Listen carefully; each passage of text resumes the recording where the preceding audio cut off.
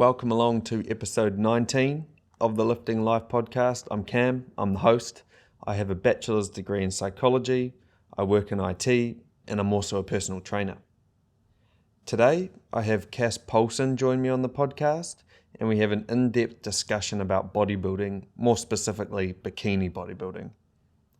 We look at it from a macro view and how it can impact your life, and then also the transferable learnings that can be gained from competing that can then be applied to other areas of your life. We also drill down to more specific details like the protocols that Cass has in place to ensure her hormones are where they need to be. I reckon if you're interested in competing, if you're a seasoned competitor, or even if you're just sort of getting interested in the training and nutrition space, I think there'll be something in this episode for you. As always, I hope you enjoyed the episode. If you want to show support for the podcast, feel free to like and comment, subscribe on the platform that you're listening on. And as always, thanks for listening. We'll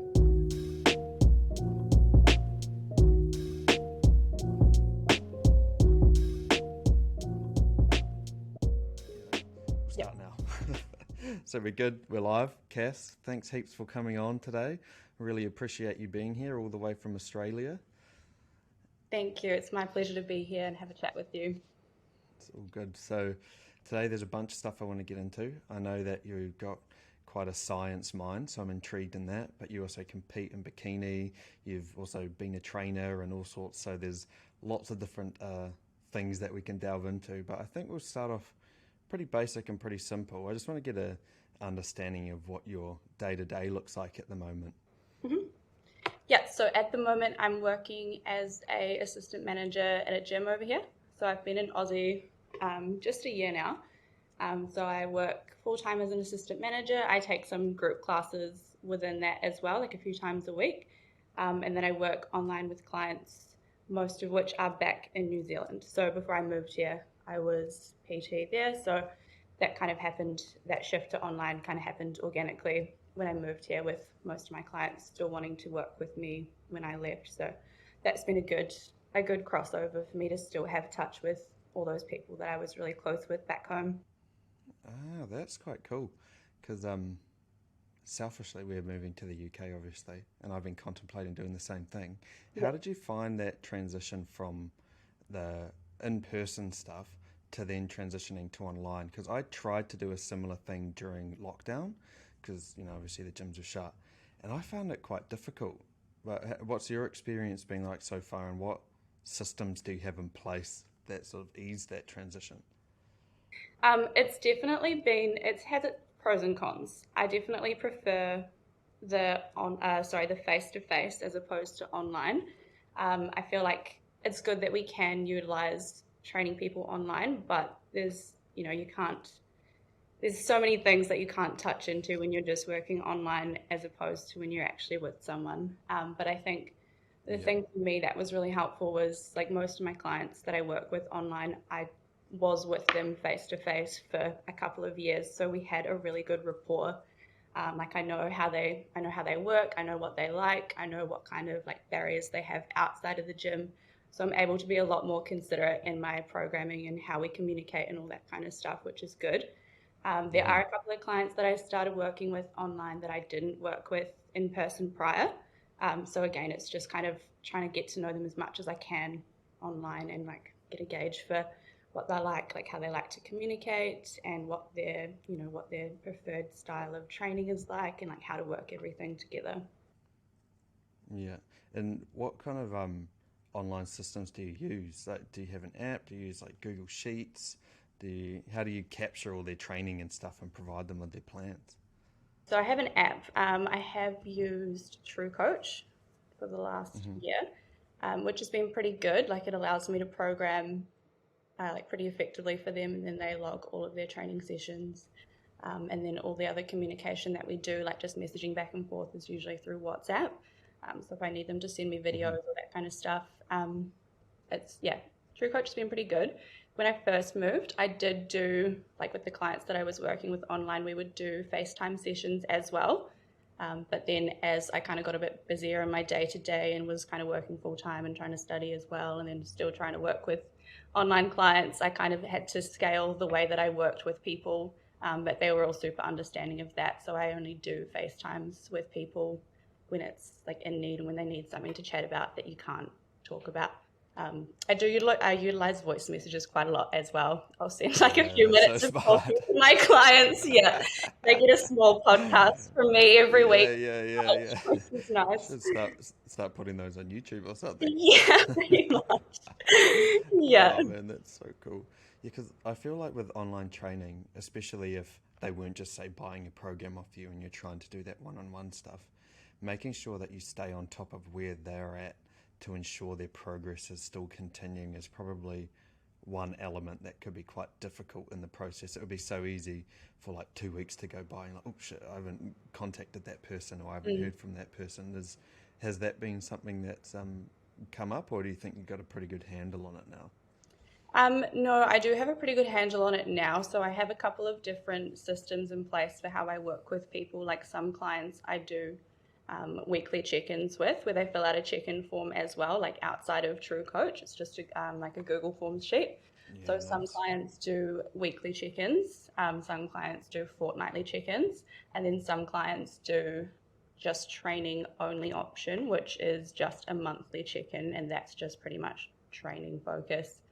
The Mm. ones that are on weekly or fortnightly, it's a little bit more either like nutrition or lifestyle, or if they need a little bit more contact and a little bit more chat with me. Oh, nice. It sounds like you're on top of your stuff and you got a good handle on it. Yeah, it I'd be was keen. definitely, Oh, sorry. you go. You go. Yeah, it was definitely a learning curve when I first moved and transitioned to working with people in that capacity. I did do a bit of trial and error as to like what methods of contact I wanted to have, and even just little things like what kind of details I wanted to know in check-in forms, like yeah, and as well how to communicate with people. But as I said before, having that grasp on like knowing my clients quite well before I moved to online, it did give me an idea of how people need guidance and how that person likes to be communicated with and what their outside life looks like outside of the gym and stuff. So yeah, it's been a learning curve. It's been good. Yeah, and I could 100% agree with that. I don't know how you could just be an online trainer without having had been a personal trainer before, especially if you're someone who's basically been into the gym and into fitness your whole life. You have no idea what it's like for a middle-aged person with kids who works a 9 to 5 job. They're not into fitness in the gym as much as you are, and they don't have as much capacity as what you have. So trying to bring them on as an online client, there'd be this massive disconnect in understanding. Whereas when you've had that one-on-one stuff, you can understand that, okay, this person's schedule looks a lot different to mine, and it's okay that they're not as into fitness as I am. They're still here. That's the main thing. How do we set them up on a plan that's going to allow them to be successful, not 6 days a week and 5 cardio sessions? It's not Yeah, realistic. Okay, let's see if we can come in once this week. That's a big win. You haven't gone to the gym in 10 years. If you just come in once, that's awesome. That's a big win. yeah, yeah, 100%. And that's been like really helpful knowing my clients so well. Like I can see how many of their sessions they've logged, and if they've only managed to get to the gym once that week, I'm like, oh, she's probably had a busy week with her kids or it's school holidays, so Mm. she's prioritizing family time. So it's not like I'm there to chase them up and be on their tail and like, why haven't you done your program sessions? More like, hey, do you need some help? Like, is there any way I can help? How's like nutrition going, or like how's XYZ going? So Mm.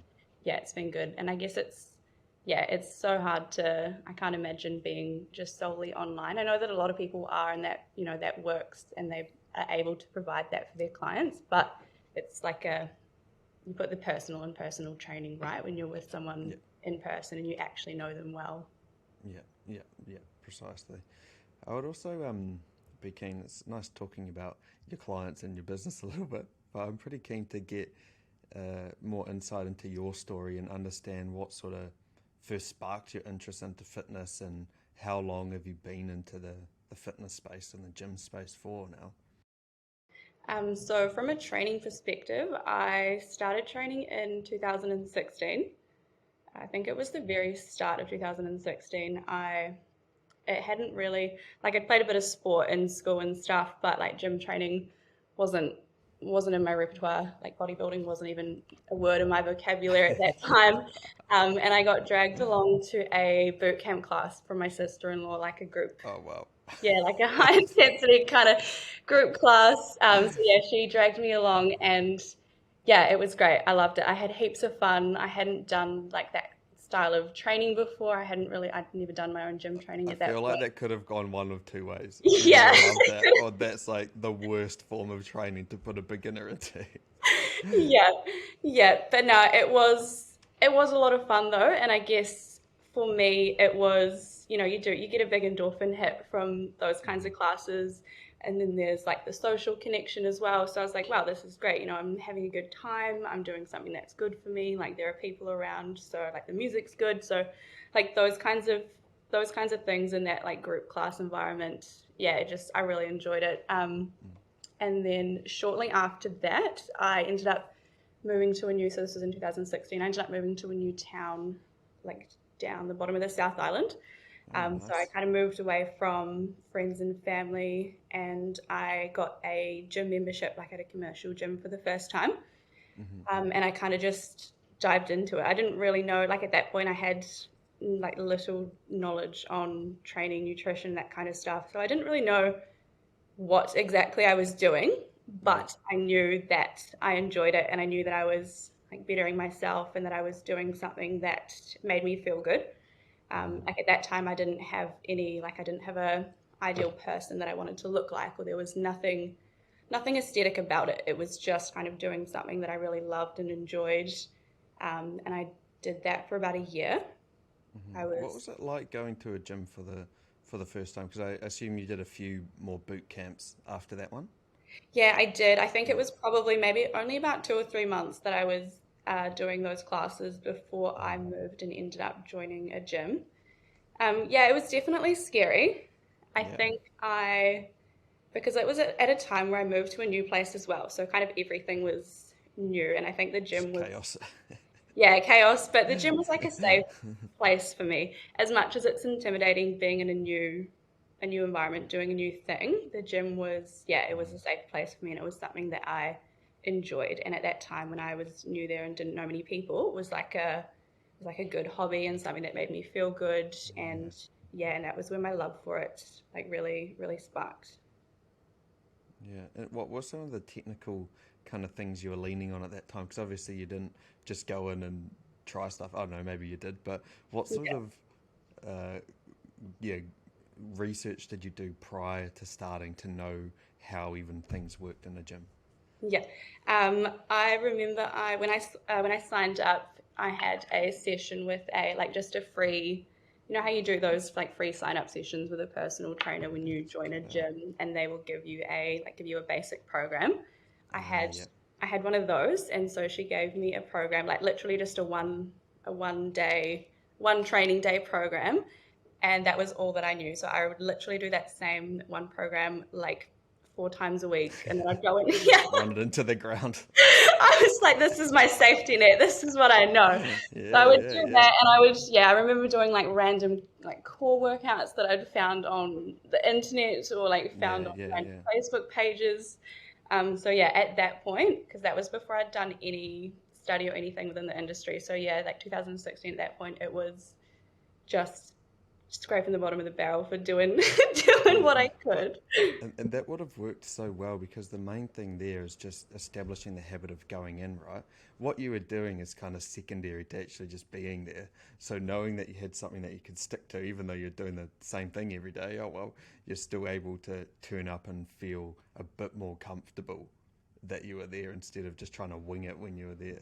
Yeah, 100%. And I think that period definitely laid the foundations for like longer term, the things that I enjoy about training and the things that I love about the gym. Like it wasn't like I was going there to because I wanted to look like a certain person or I wanted to do a certain Hmm. thing. It was genuinely just like me doing something that I really enjoyed and really valued, and that like made me feel really good and gave me a sense of accomplishment. So yeah, I feel like that period, although like from a technical and like program like program design standpoint, it wasn't the most ideal, but it really like intrinsically laid the foundations for what I love about training. So And definitely. it shows that it works too, because you're still going out, and it turned into competing and stuff, which we're going to delve into as well, but you're still turning up. And I think a large part of that is probably because you weren't aiming for a specific physique or a specific, like, just a physical goal. It was a lot deeper than that, and you're just going to go for yourself. It wasn't about getting skinny or anything like that. Yeah. Mm. And how did your journey evolve into competing? I assume maybe you saw someone online, or you bumped into someone in the gym. What was the moment that sort of flipped your switch in terms of your training to want to pursue the competing avenue? Yeah. So after about a year of my own gym training, it was during that period that I decided that I wanted to begin study in the industry. So it was during that year that I made my decision to start my bachelor in sport and rec. So I moved back up to Nelson and started studying there, which was great because it obviously gave me gave me more insight, gave me more knowledge, and connected me with other people who were interested in the same kind of things. So it was when I was studying that I met a girl who was competing. She'd competed for a few years at the time. And that was the first time that I had really seen or heard anything about bodybuilding, or like prior to that, I had no idea what it was. And What what is were what your it was initial thoughts? Did you think it was weird? Or No, I thought it was, I was really intrigued by it. I thought it was yeah. amazing. Like I think she was in prep for a comp at the time in like first year of study when I met her. So yeah, I saw it and I was like, wow, this is amazing. Like it looks so interesting, and just everything about it was really intriguing to me. And we kind of just started chatting. Hmm.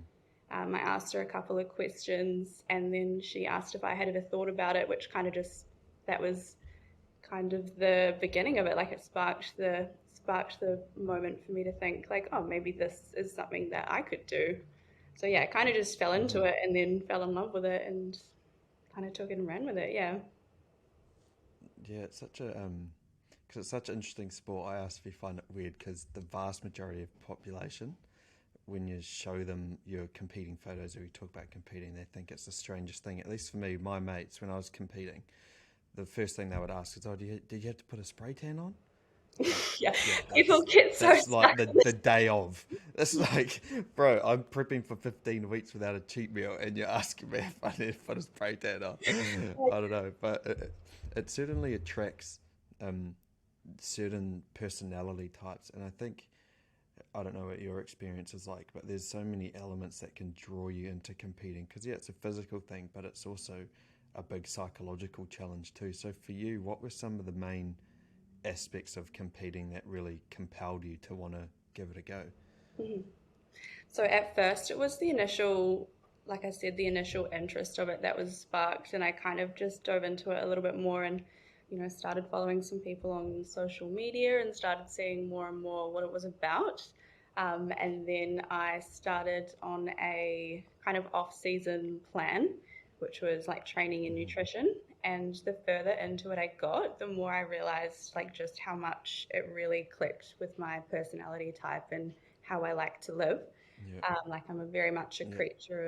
a creature of habit. I really like my routines. I like my structure and that kind of stuff. So I Hmm. feel like it really And clicked that with, provides it in all aspects, yeah, right?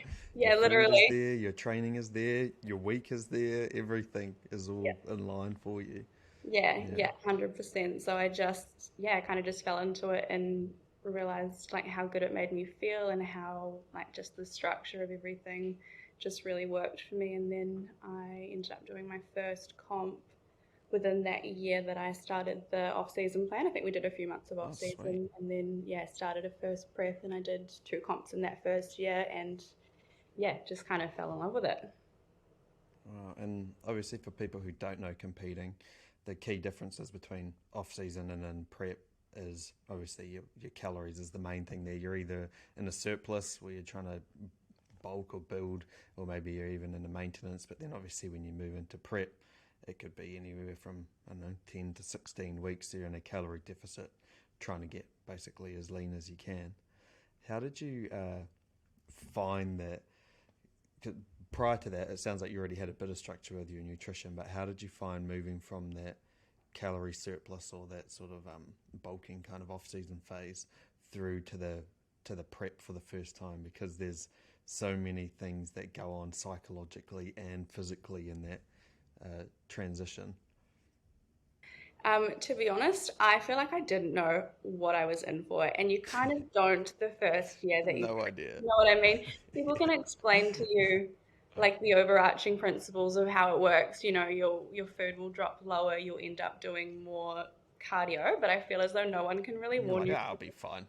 Yeah, you're like, okay, cool. I'll, maybe Yeah, eat a bit less yeah, food. easy. But I Yeah, really do feel like no one can prepare you for like the psychological impacts of it and just how it feels when you're in there doing it. But I remember starting obviously off season. I had a little bit more freedom within my plan. Like food was a bit higher, and I had maybe two. I think beginning I had like two off-plan meals a week, for example. oh sweet. And then as you know, things just slowly, it would go to one Taper off-plan meal. down. It would go to no off-plan meals. The Yeah, food, the food would get lower and lower. So yeah, it just kind of yeah, gradually transitioned, and I was just, rolling with the punches as you do, and like things slowly yeah, get taken away from your plan every couple of weeks. You're like, oh, I was really yeah, loving my yeah, rice with that meal, but that's gone. That's nice. yeah. But no, I just kind of, yeah, just kind of went with it, rolled with the punches, and yeah, took it as it came. I do feel as though, because so that was 2017. I do Mhm. feel as though now, in comparison, like maybe it was just the realm that I was in at the time compared to like what I see now, but I feel like it's people are getting a lot more informed consent now about what a prep looks like, and people are doing a lot more research, and there's a lot more out there for people to like, get information on things and kind of know more what they're in for. Yeah, So I think you're right. Even only 5 or 6 years ago, there was way less information out there, say, competing specific than there is now. So many people are vlogging their whole preps and putting yeah. up all their food, all their nutrition, all their training, and all that kind of stuff. It's very true. I'd be interested to delve a bit deeper into this first prep of yours from more of maybe a macro kind of perspective and understand how it maybe impacted either positively or negatively on your relationships and your hormones and stuff. So, what were Mhm. some of the impacts, we'll start off with socially, that Mhm. it had on your life? Socially, it obviously you are a little bit more limited within a prep as to what you can do socially. So it does impact like what kind of things you do in your spare time. You're obviously not able to go out for meals or like have an alcoholic drink or anything like that. So you do end up a bit more socially confined, I guess. I'm a lot more introverted myself, so missing out on going out on a night out isn't a, Oh, well.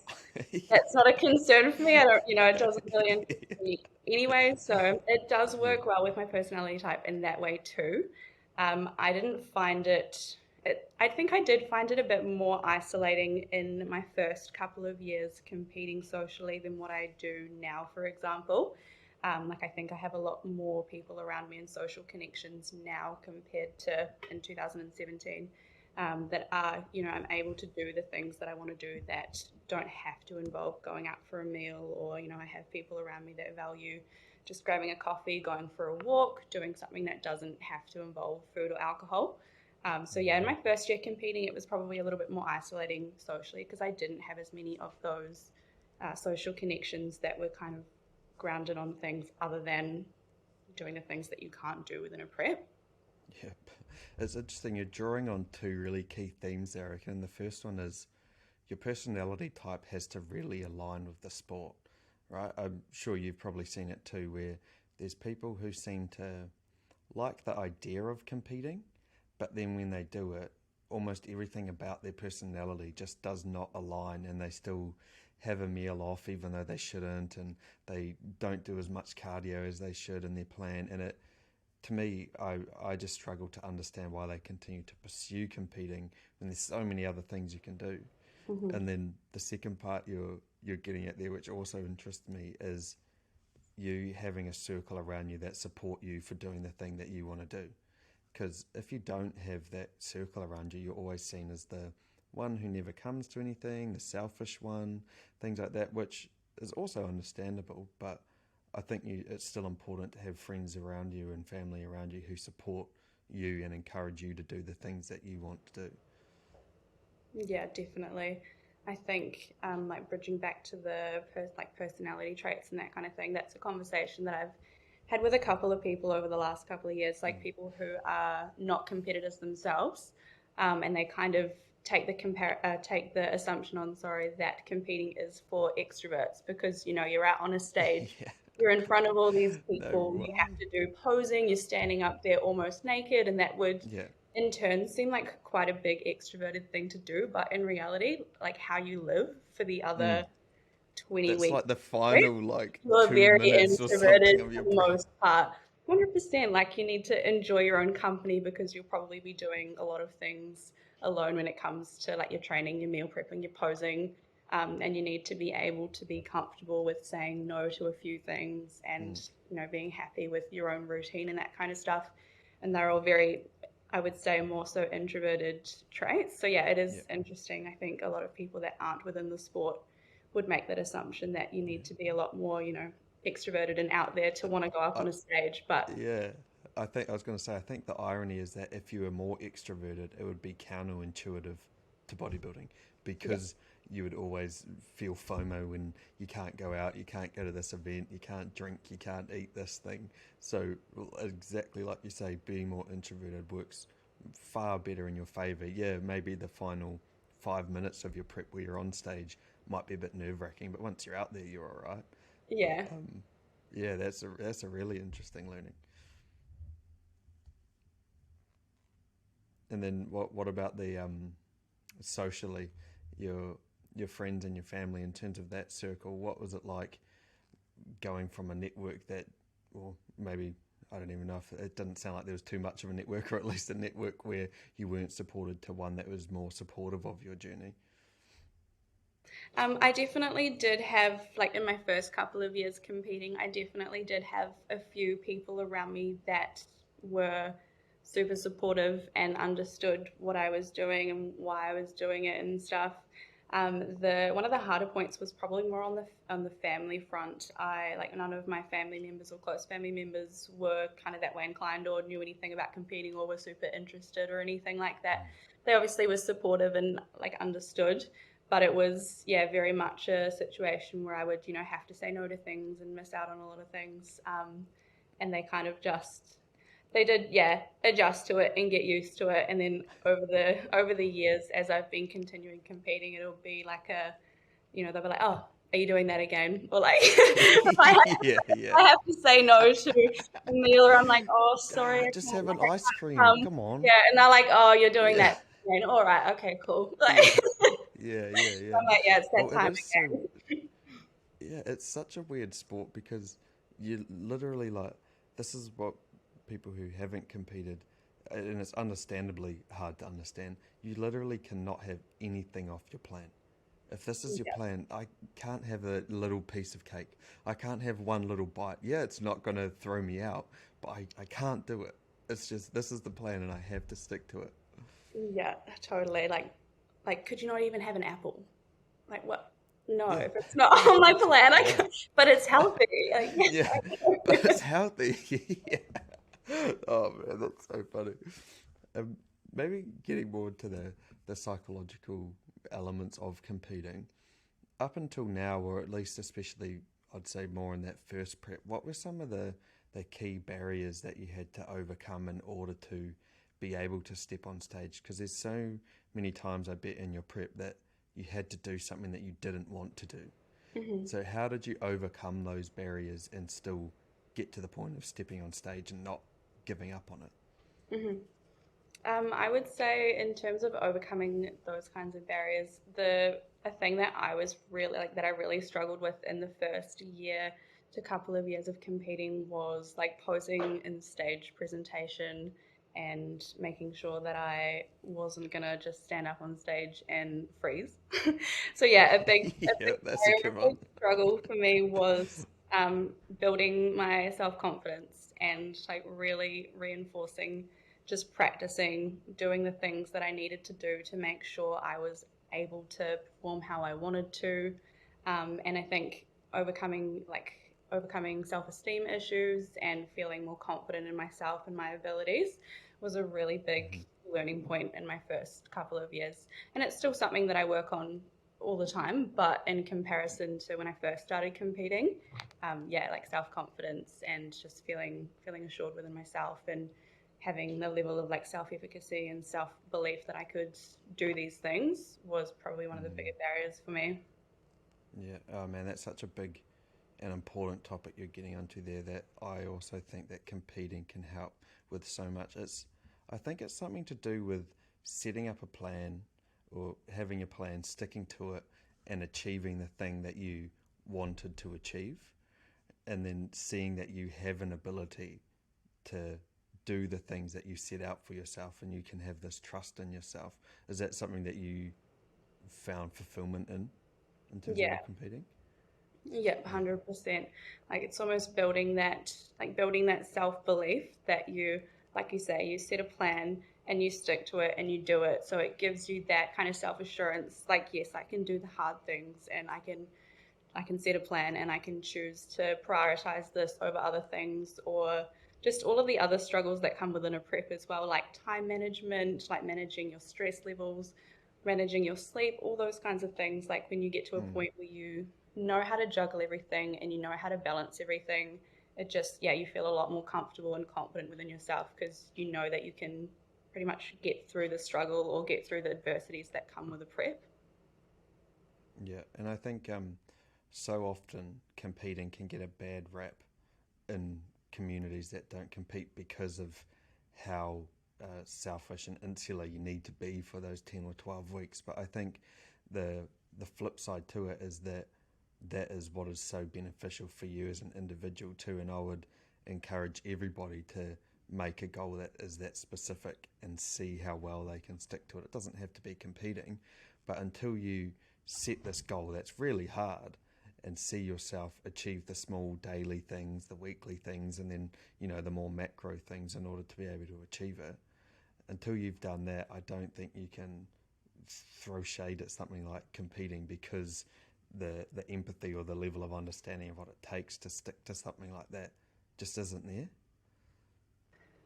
Mm. 100%. And I think it can sometimes get a bad, like you say, it does sometimes get a bad rep with people that are outside of the realm of bodybuilding, but it's very person dependent as well. Like it depends on the athlete and what they're like as a person and what their level of self awareness is. Like you do have to be somewhat selfish within your time to make sure that you get all of the things done that you need to do, and you have to say no to all of the things, yes, but it's quite big on like how you handle yourself, how you handle when you're tired, when you're hungry, like if you have mood swings, how much time you still find to give to other people to nourish other relationships, those kinds of things, like being more self-aware and learning how to juggle it all better. Like Mm. that's been a really big learning curve for me over the last 2 years as well in particular. Like I think in my first couple years of competing, I was like back in 2017, 2018, I was a lot less self-aware of the bigger picture of like the implications of prep and what it has, like the effect it has on other areas of life. And then over the last few Mm. years, I've built a lot more self-awareness around like how to handle my stress, my fatigue, my emotions, how to handle my schedule, and just make sure that I'm like ticking the boxes for things outside of prep as well as inside of prep. Mm. And those are learnings that would obviously, like you just said, take would apply outside of prep and also apply to other avenues of your life too. But those are such high level learnings that they would improve all the other aspects of your life. And yeah, it comes from doing something that's quote unquote selfish, but that's only for 10 weeks or 12 weeks or whatever it is. Yeah. It's not a huge period of time, which I think sacrificing that time in order to be a better person and develop your character like that, it's well worth it. 100%. It does. Yeah. It really does. It develops your character a lot, and it does give you an understanding of how much time and focus you put into a prep, and how successful you are, it gives you learning on how to apply that to other areas of your life as well. Like if you go through a prep and just understanding like how difficult it is and how much determination it takes, like if you can get through that, like imagine if you apply that kind of discipline to another avenue of life, for example, and how much you can excel in that. It does, there are a lot of crossovers that it can teach you for how to get ahead in other areas of life as well. Yeah, oh man, I resonate with that so hard. 'Cause when I did my shows in 2018, I was also doing my psychology degree and I was training, like personal training at Les Mills and also prepping for a show. And I just remember my schedule was just so full on, but I managed to do it, managed to get to stage, super happy with how I looked. And from doing that, one of the main things that I thought about was, man, if I have the ability to stick to something like this and not fail, what other things can I stick to? And one example could be your online business. How much can I give to my online business? If I know I can stick to my competing and my prepping this well, how can I apply that to my online business or to my relationships or other areas that require immense focus and sacrifice? Yeah, Mm. 100%. It's a really good crossover. And I think in a prep, you learn, especially if you're juggling, like I can relate to that as well. If you're juggling study, you're juggling work, you're juggling prep, that's like three full-time things within itself Yeah, that you're trying to squeeze into yeah, your week.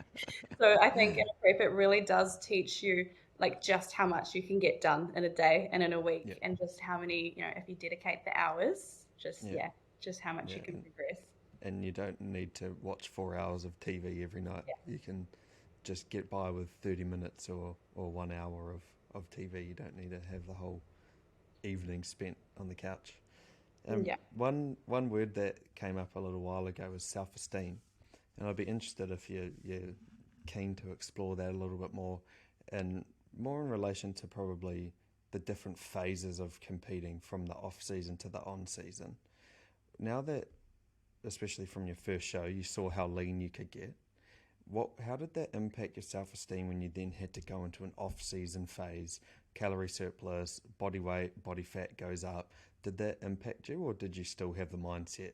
This is all part of the plan. This is okay. How did it impact you? That was definitely something that was a big struggle for me the first couple of years competing. I think it came down to, and I guess, it's something that you learn as you go, but I didn't really have a proper understanding of like what it would look like or how it would feel post comp, like gaining weight. And I guess it's one of those things you don't really know what it feels like until you do it. Like someone can Yeah, explain to you, like, yes, we have either like if you're doing a reverse diet or a recovery diet, this is the plan. You might gain X amount of kgs per month or X amount of weight per week kind of thing.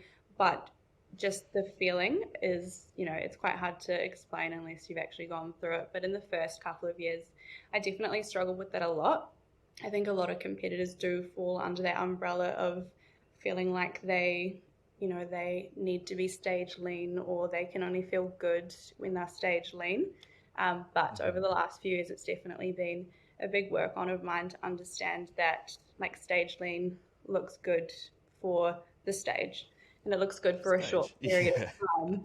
But a big part yeah, of that for me over the last couple of years, like learning to move past those initial feelings that I struggled with when I first started competing, was just thinking about how the other areas, like in comparison of when I'm stage lean and I'm in prep mode and I'm competing, and like, yes, it's exciting, it's cool, you're getting shredded, you're seeing more lines come week to week. But after you prep, it's really important to switch your focus away from that and switch it to, how strong can I feel in the gym? What are the improvements that I'm making training hmm, wise, recovery wise? But then as well, like what other areas of life can I focus on and can I nourish? Like for me, yeah, it's always a big switch when I come out of a prep and I'm, you're obviously gaining weight and the lines start to fade and you don't look as, you don't look as small, you don't look as lean, you're not as shredded, and it's not as exciting in that way, I guess. But like, what other areas of your life can you nourish? You get to pour more time and energy into your relationships. You have more energy to perform better at work. You have more flexibility within your schedule. So that's been a really big thing for me the last couple of years to help combat those initial like self-esteem issues that I did struggle with. just moving my focus away from what I look like, because when you're in a prep, you're obviously focused on, am I getting leaner? Am I looking better and better week to week? And then afterwards, I found it really important switching that mindset, like how I look right now, it no longer is my driving factor. It's not my main focus. I'm not stepping on a stage in 10 weeks. Like, it's more about, like I said before, can I nourish these other areas of my life, and what kind of value can I provide to other people, and how can I do better in my relationships and all those kinds of things. That's been like a really massive thing for me over the last couple of years. Man, that is just so spot on. I don't think I could have explained it any better myself. And the analogy that I like to use in that instance is you can only spin so many plates at once, right? When you're prepping, that prep plate just has to keep spinning. It can't stop spinning. But It's been then until the wheels once fall the off. show is done, yeah, exactly, precisely. And but when the show finishes, I mean, the prep plate isn't spinning. You can't fall off completely, but it's no longer the absolute focus. And being able to put energy into those other aspects of your life is so important. And then, exactly like you said, the shift in goals in terms of your training and nutrition, especially your training. Cool, how strong can I get at this exercise? Man, I'm looking forward to putting on muscle. I know it's like not healthy to be that lean all the time, but the difficult thing is that your perception of what's lean is so skewed after a show, because you think that that show lean, that's me lean, versus like everyday lean is probably 5 or 10% body fat, higher than what that is. But no, you explained that so well. Is it's that all about that shifting in goals, right? Yeah, yeah, it Mm, definitely is. that's perfect. The idea of Mm, what lean is, like, that'll change. It changes forever when you do a prep, because you literally see yourself in the peak of like physical condition for that sporting context anyway. But it is super mm, important to, yeah, shift that perspective and just get a broader understanding that yes, you do look amazing when you're stage lean, but that is amazing in terms of like regulations for a sport. It's not amazing in terms of mm. everyday life, right? Yeah, yeah, precisely. And I'd be interested actually, while we're on this competing kind of topic, what advice do you have for people who are thinking about getting into competing now? Say if you could speak to yourself when you started at that gym, and that person at uni had that conversation with you, what would you say to people who are interested or thinking about competing? There's 100 million things that I would say to that girl in Yeah. 2017.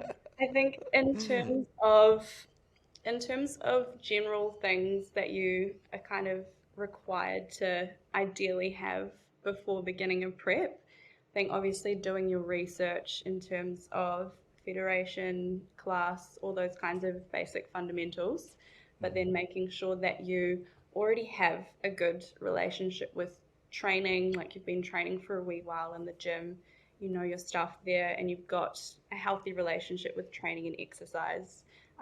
Making sure that you have the fundamentals of nutrition, like nutritional literacy, covered, so you have a basic understanding of food, and as well have a good relationship with food, because those are the two things that do become, like, your training and your nutrition become your life when you're competing, right? Obviously there's Mhm. posing and all that kind of stuff as well, but making sure that you're really sound in those two areas in terms of your relationship with each of them is super important. And then obviously things like doing as much research as you can. Like we spoke about before, you're really lucky now that there are so many people that have like vlogs where they vlog their whole prep and how they feel, and there's so much on social media. So you can really Mhm. dive into it and spend time following competitors and seeing what kind of lifestyle they live, and think like, is that something that you would want to commit to? Is that something that aligns with your personality, and is that something that you would enjoy?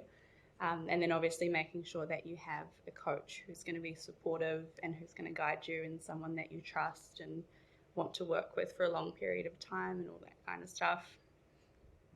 Yeah, I really like how your view of competing, it consistently comes back to how it aligns with you as a person. And it's like the advice there is, if it really misaligned with your personality, would highly encourage you not to try. because you're just going to be pushing shit uphill for 15 weeks. Yeah, But for one day on if stage. it does, yeah, yeah, exactly.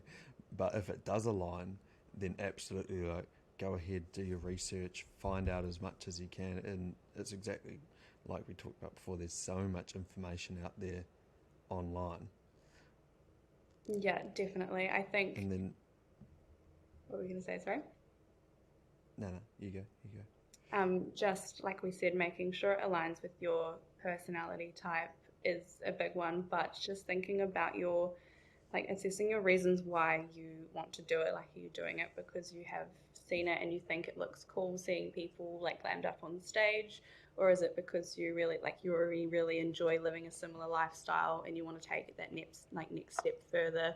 Just figuring out why you want to do it and what that reason why Mm. is will potentially determine like your longevity in the sport or how much you enjoy the prep itself.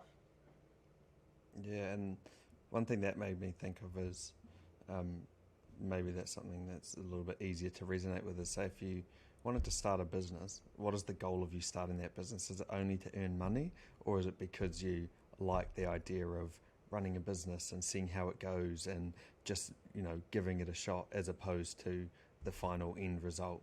Because if you're wanting to get into competing, like you said, just to be shredded and step on stage, that's the last little tip of the iceberg versus the time that you have to commit to it. You have to be more in love with the process, I'd say, than just the putting on a spray tan and jumping in a bikini and walking on stage.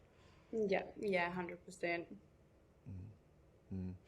Now, I'd be interested, still on the same vein of training and nutrition, but more of a different view of it, I suppose. I see you listen to a lot of podcasts from like Huberman and stuff like that, and it's obvious that you uh, enjoy the science and neuroscience when it comes to training and nutrition. So, how have you found that mindset or those interests have impacted your approach to your training and nutrition? Yeah.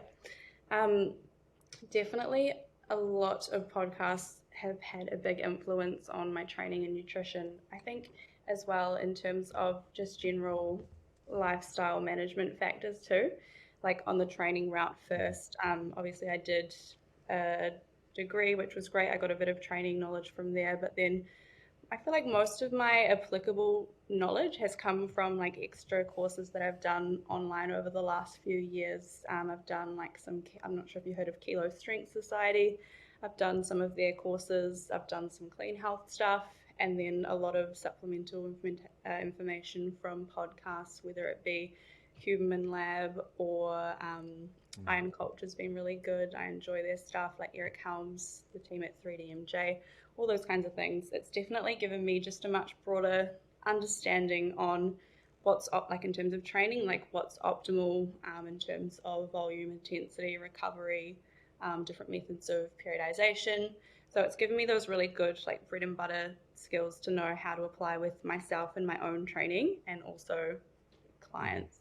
And then I think most of the benefit that I've had from Human Lab has been a lot more, as opposed to training, it's been a lot more of recovery and help managing like mindset stuff, like things like Yeah. managing my sleep better, making sure I've got a good circadian rhythm, making sure that I'm following protocols to help with stress management. So yeah, I'd say humans attributed a lot more to my kind of outside of the gym recovery. Yeah. Are you into your cold baths or cold showers? I haven't actually dived into that yet. I have been Oh, thinking about surely it. that's like the biggest Huberman thing out there. Yeah, he's been really pushing that. Have you Yeah. dabbled in that? Yeah. So we've been doing cold baths. Started off with cold showers, Yeah. but we've been doing cold baths now. So we're at like 9 p.m. or whatever. We'll fill it up, and then so next morning you can just jump straight into it and do it maybe 3 times a week for like roughly 4 minutes because he says about 12 minutes. But Yeah. I think it's awesome, mate. It sucks, but that's why it's awesome. Like getting up at 5:30 and getting straight into a cold bath sucks, but you feel so good after it, Yeah. and you can tell that it really helps with your dopamine regulation and all that Yeah. kind of stuff as well. So I'd highly recommend. Yeah, I've only just moved into a house a couple of weeks ago that has a bathtub, so this might be my Oh, there sign you that go. it's time. Yeah, it's time to do it. Yeah. And going back a little bit in terms of all the stuff that you listen to and all the content you consume, one thing that stands out there is the importance of having this learning or growth kind of mindset when it comes to your training, right? I think it's so easy to be in the gym for 5 years and just have this assumption that you know everything and that there's nothing else out there to learn or that can benefit you because, oh no, I've been doing this for ages now. But there's just always something out there that you can learn from. And say, for instance, I signed up to the Hypertrophy Coach app, and I'm confident in my training ability and thought I was already doing a pretty good split and all that kind of stuff. But then as soon as I look at someone's stuff like that who trains Olympia athletes and really high caliber athletes, it just opens up your world and your ideas to how you can structure your training and sets and reps and the different exercises and even volume. So consuming that kind of content can really open up your world. Mm. Yeah, it really does. Like Mm. once you start learning, you realize how much more there is to learn. Like it's Hmm. crazy the Hmm. amount of information that there is out there, whether it be through podcasts or courses or learning from people in person. Like having mentors is really valuable too. So yeah, it's definitely been it's an ongoing thing for me. I think that's as well part of the reason that I enjoy having that transition from prep to off season as well, because I have a lot more time and energy for this kind of stuff. I have a lot more time and energy to put into study, to put into learning. Obviously, in prep, I still want to be making sure that I'm progressing my knowledge somehow, but your priorities shift and you don't have as much time or energy in the day to put into that kind of stuff. So, yeah, that's something that Hmm. I've really enjoy about when I'm transitioning out of prep mode. I have a lot more space in my life to do a lot more learning and like progress in that area. Like you say, the prep plate Hmm. isn't spinning as fast anymore, so you get to, put some more time and energy into these other areas of your life. Yeah, it opens up your capacity. Yeah. One other thing I was really keen to talk to you about today. I know when it comes to competing and maybe even just dieting in general, one thing that can come up a lot is like in relation to females is your hormone regulation. So throughout your competing journey, what kind of things have you learned over that time and maybe now implement to help regulate your hormones? Because the extreme dieting and stuff can really throw them out. So has that been a key focus for you? Yeah, 100%. That's been a big learning curve for me. I think in my first couple of years when I was competing, I didn't have much knowledge. Like, going into it, I didn't know much about hormones or that kind of stuff, and I didn't know how much of an effect it might have on a female. So, again, that's probably my own fault for not doing as much research into that area when I first started. So, yeah, my first couple of years, I had a couple of not long term, but like a couple of hormone fluctuations. It is pretty common for female competitors to lose their cycle when they're competing, which is Hmm. just one of the down parts of being a female. We have a few more things to consider, and it is A few bit more genetic. variables. Yep. Yeah, we have a few more variables at play, and like genetically for the female body, our body doesn't like to sit. Well, most for the most part, obviously, everyone has a different level of where they can comfortably sit body fat wise. But in general, for Mm. females, it is a lot harder for them to stay that lean or to get that lean, and it's different person to person as well. So yeah, my first couple of years, it was a little bit of a rough ride hormonally, and it's still something that I do.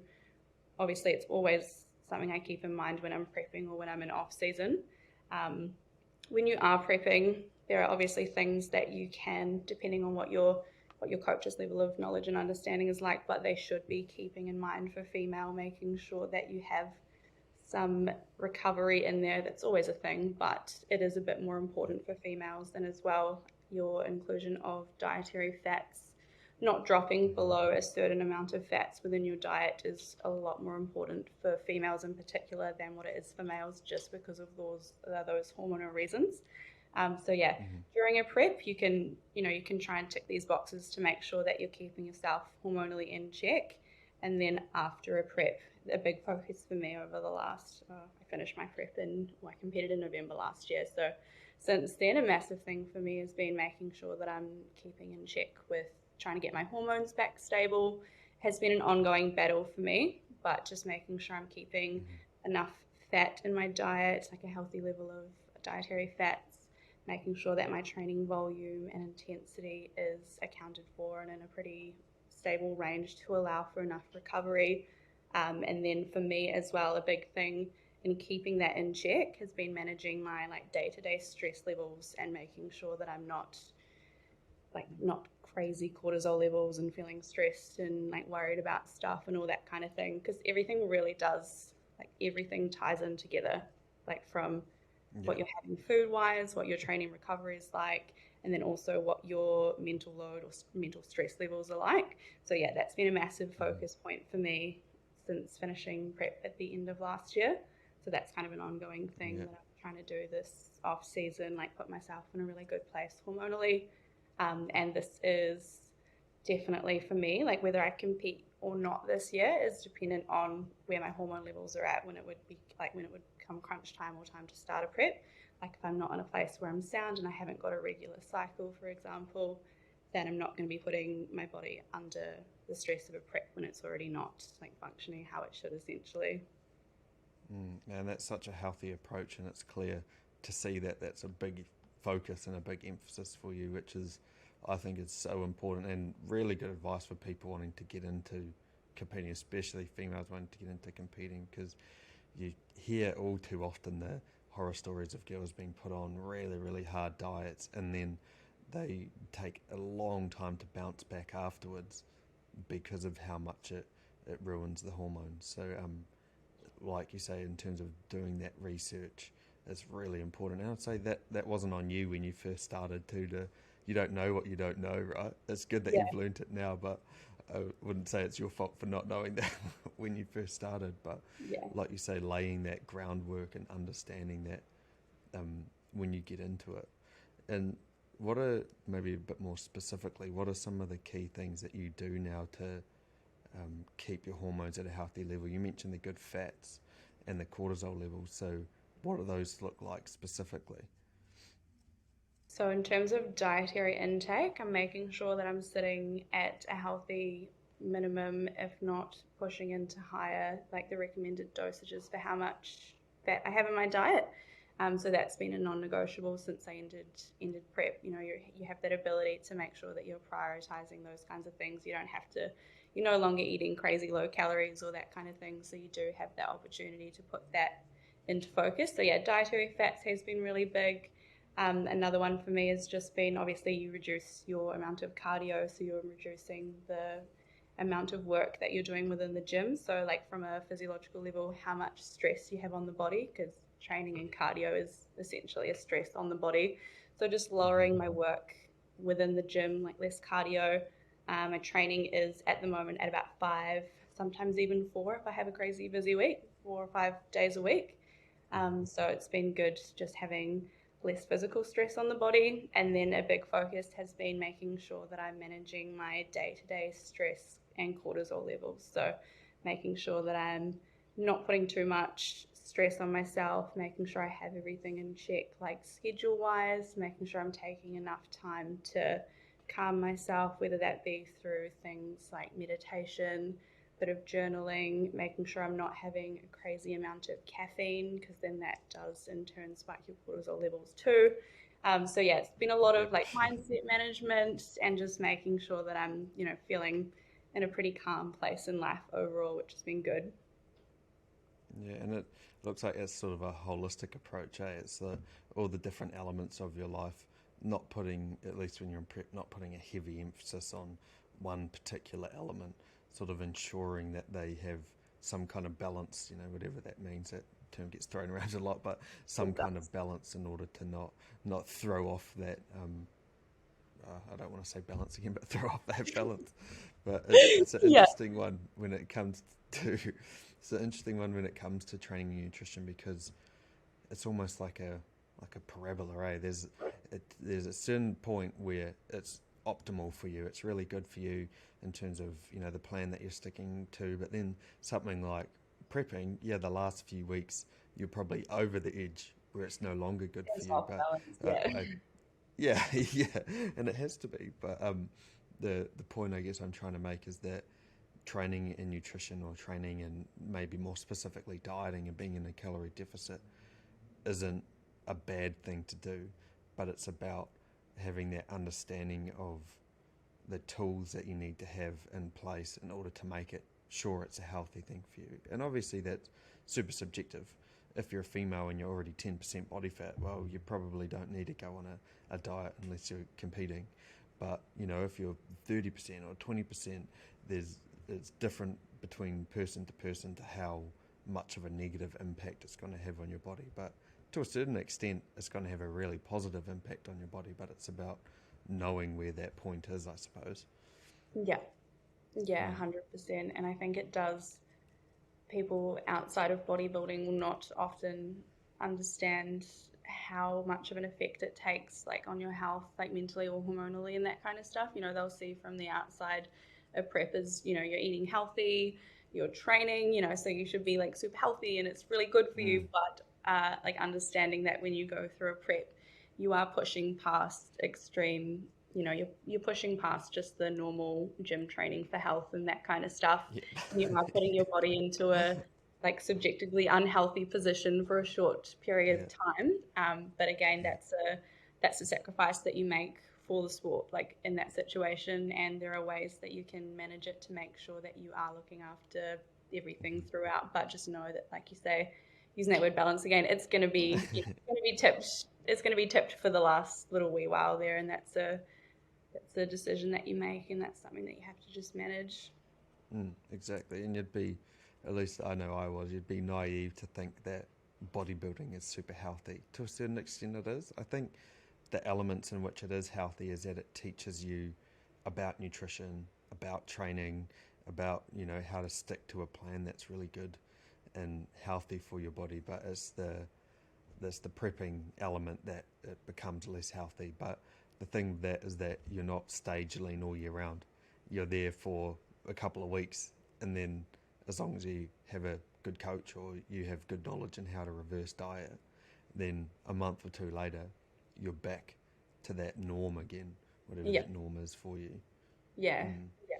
So where to next for you, do you think? You mentioned you're not sure if you'll compete this year. It hinges on your where your body's at and what your thoughts are, but what's coming up next for you? So you will compete again at some stage, I assume? Yeah, yeah, definitely. I like to think about in terms of like using that word balance again. I like to think of Nice, hey. I like to think of balance across a year. So it's really important to think about how much of an impact a prep is going to have on your other areas of life. Like, what do you want your balance of life to look like for a year? So maybe for like 5 or 6 months, it might be prep focused and it's quite off balance towards that. And then for the other 5 or 6 months, you're focusing on something different, X, Y, Z. So for the last like 4 years in a row that I've been competing, it's been, a good 6 months of that year or 5 months has been, it's prep. That's the focus. That's the main thing. It takes up a lot. So this year has been the first year that I'm actually feeling really excited about having potentially, depending on what happens with my life and health situation and stuff, whether I do compete. But I'm quite looking forward to the idea of, I have a year where it's not going to be thrown off balance towards prep. Like bodybuilding's still always going to be a part of my life. Like if I don't compete this year, I'm still going to be training and I'm still going to be working towards the goal of progressing in the areas that I need to for stage, like to improve next time I step on stage. But I'm pretty excited about some things that are going on outside of the world of bodybuilding in my life right now. So whether I do compete this year, whether I don't, I've got about the show that I would do here is in the middle of October. I think Yeah, you so this weekend. froze there for a sec. Sorry, I'm back. Yeah, Back. yeah, I'm back. Yeah, so the show that I was thinking about doing this year is in the middle of October. So this weekend now we are like 30 weeks out. So I've still got a bit of buffer time before I would have to kind of set myself up with like a pre-prep stage and then beginner prep and that kind of thing. So depending on how a couple of things in life pan out over the next 8 or so weeks as to whether I compete or not. But like I said, I'm feeling really excited about a few things going on outside of the realm of bodybuilding right now. So I'm gonna Mm, see where the sounds next. very intriguing. Yeah. And it is so important too because it's easy for your life to become so consumed by your competing, which is understandable, that you fail to see the other things in your life that could also bring you a lot of benefit, like traveling or starting a business or, spending more times with friends and family. There's so many other elements that you can still dedicate yourself to that don't require you to be eating chicken and lettuce for 12 weeks. Yeah. And I think that's definitely a perspective that has kind of broadened or changed a lot for me over the last few years competing. Like when I first started, it was such a big thing in my world that I was like, no, I have to compete and I have to be prepping for a comp or I have to be getting ready to prep for a comp. And it was, which was awesome to have that passion. But I think now I've kind of come to a place in life as well where I'm maybe a little bit more happy or settled and content with other areas of life that I'm like, if I don't compete this year, that's okay. I'm still going to be working towards that goal. And if I Mm, take a year off and get on stage early next year, that's that's fine. It's not like a be all ends all that I feel that need to, put myself through that and I feel that need to do that and I need to get up on stage to whether it be to feel good about XYZ or to like prove XYZ. Like I'm feeling really, really happy with, maybe I will, maybe it'll be pushed out till next year and that's just dependent on how things pan out and stuff.